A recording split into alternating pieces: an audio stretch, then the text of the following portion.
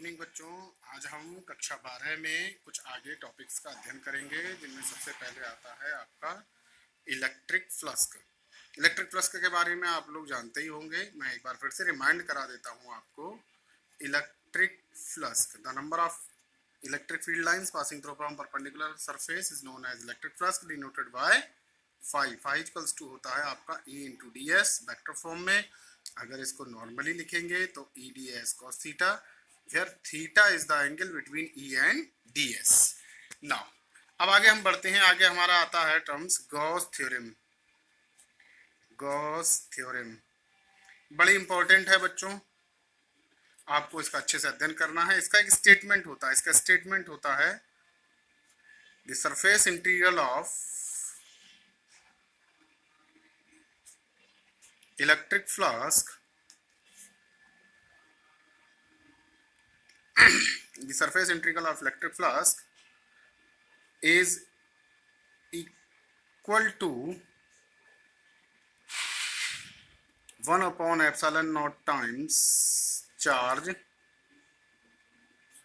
enclosed by the surface, या इसको आप ऐसे भी कह सकते हो the total electric flux. The surface integral की जगह आप ये भी यूज कर सकते हो the total electric flux is equal to the 1 upon epsilon naught times total electric flux passing through from any surface is equal to the 1 upon epsilon naught times charge enclosed by the surface।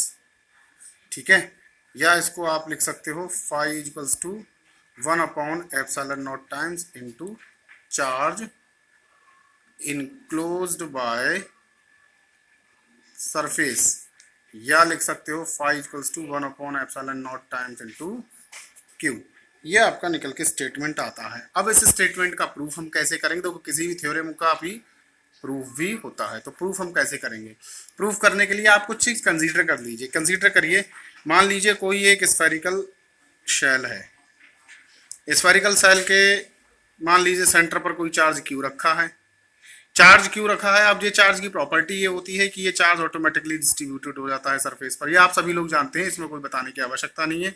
ये are इसकी radius हो जाएगी। Suppose यहाँ पर हम कोई एक elementary area D S मान लेते हैं और ये बिंदु पी मान लेते हैं, और इलेक्ट्रिक फील्ड बाहर की तरफ ही रहेगा इसमें।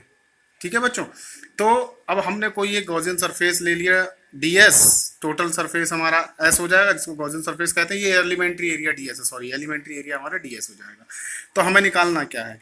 हमें गॉस थ्योरम प्रूफ करनी है। phi equals to 1 upon epsilon naught into q होता है। तो देखिए कैसे करेंगे।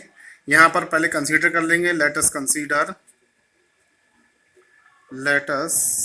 Consider a charge q placed at the surface of, placed at the center of, surface नहीं, center of spherical cell having radius small r। ठीक है, then electric field due to this charge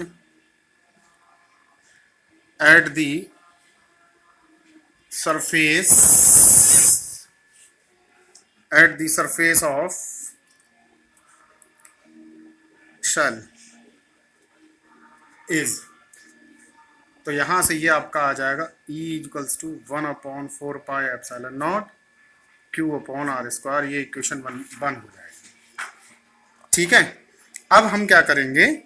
अब हम इसमें हमें ये Q upon epsilon Q upon r square, ये हमारी E निकल के आ गई।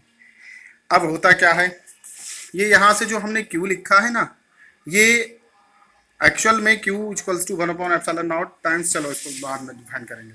अब यहाँ पर लिखेंगे late ds is the elementary area on surface of cell, then electric flux passing through it। अब हमने क्या करा, ये जो हमने स्मॉल एलिमेंट्री एरिया जो डीएस लिया है, इस डीएस से पास होने वाला इलेक्ट्रिक फ्लक्स निकाल लेंगे। अब देखो स्मॉल एलिमेंट्री एरिया है, तो स्मॉल एलिमेंट्री एरिया के लिए जो फ्लक्स पास होगा वो मान लो डी फाई, स्मॉल फ्लक्स पास हो रहा है तो डी फाई इक्वल्स टू क्या हो जाएगा, फाई इक्वल्स टू हमारा ई इंटू डी एस होता है, तो वही हम ले लेंगे। ठीक, अब इक्वेशन 1 से हम इसमें वैल्यूज लगा देंगे। इक्वेशन 1 से जो आप वैल्यूज लगाओगे 1/4 pi epsilon not Q upon r square into D S. ठीक है, ये हमारा निकल के आ जाएगा। अब देखिए यहां पर हमने एंगल नहीं लिया है बच्चों, यहाँ मैंने एक स्टेप जंप मारा है, एंगल इसलिए नहीं लिया है क्योंकि देखो यहाँ पर डायग्राम में देखो आप ध्यान से, तो इलेक्ट्रिक फील्ड की डायरेक्शन और डीएस की डायरेक्शन एक ही है, तो बनने वाला एंगल 0 डिग्री है, इसलिए एंगल नहीं लिया गया है।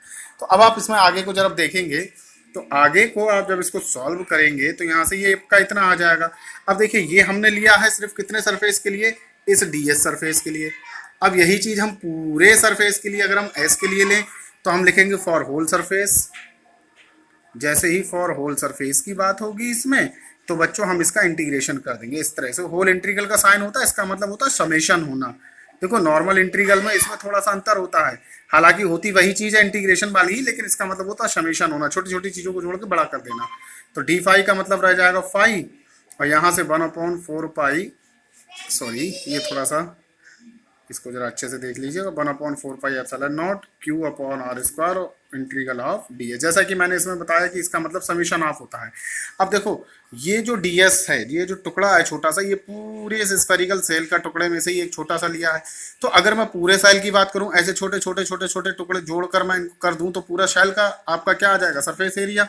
तो यहां से हम इसको क्यू अपॉन आर स्क्वायर, इसकी जगह लिख सकते हैं 4 पाई r स्क्वायर। अब ये कैसे लिख लिया, स्फेरिकल सेल का एरिया जो है वो क्या होता है 4 पाई r स्क्वायर, और हमने टोटल एरिया लिया है, तो टोटल एरिया का मतलब 4 पाई r स्क्वायर, तो 4 पाई r स्क्वायर से